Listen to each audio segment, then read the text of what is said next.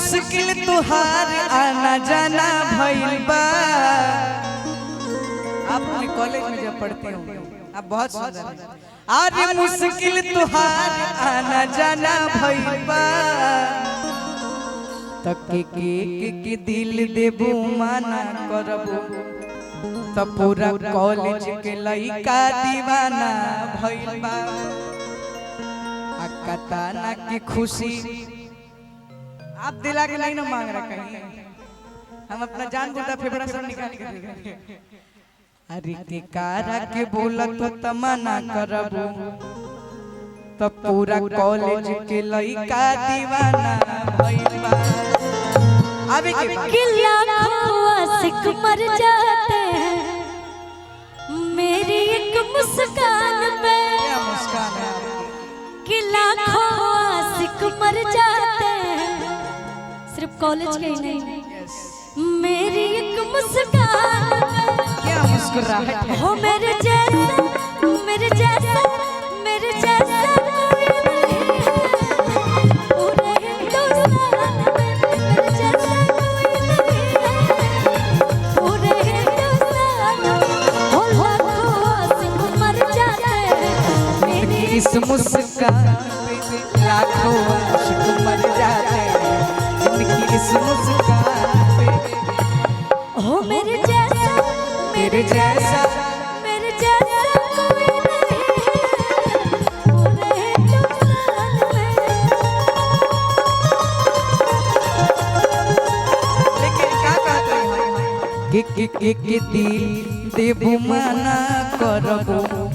अरे के दिल देबू माना करबू पूरा कॉलेज के लइका दीवाना भइल बा।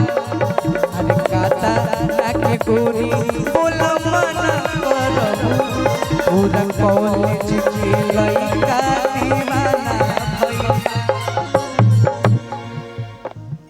एगो गीत हम गइले रही देखा बिहार में तो बंद बाकी चालू हमरा नहीं के पता लेकिन थोड़ा चेंज करना पड़ेगा। गाना अच्छा है और मैं नहीं चाहती हूँ कि खराब हो जाए स्केल की वजह से। कि हटा बता रुपया तू अरे उठावा के पानी। बिहार में पता नहीं बंद है कि चालू है मुझे नहीं पता है मेरे को नहीं पता। कि हटा बता रुपया तू हयो उठावा के पानी। कि छोड़ा राजा गाजा अब संभारो मुर्जावा छोड़ा राजा गाजा अब संभारो मुर्जावा। हटावा ना रुपया तू उठावा के पानी।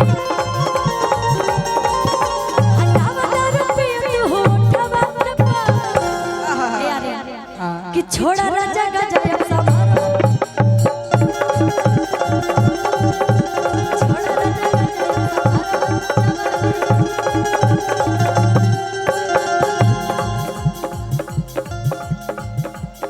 बजाई।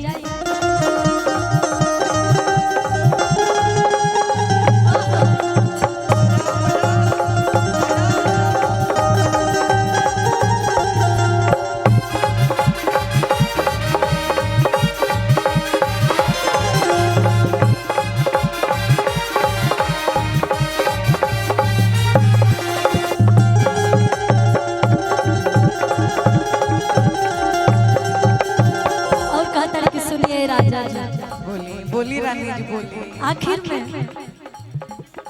कोनो जरूरी थोड़ी बैठी रहो जन पिछला से लोग करत आओ तो ही रो करो।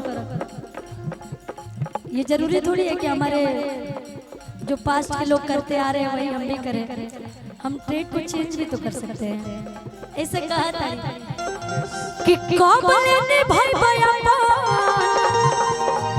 अरे रसम खाना दाने। कि कबले ने भाई भैया रसम खाना दाने। कि कबले ने भाई भैया अरे रसम खाना दाने। कि छोड़ा राजा का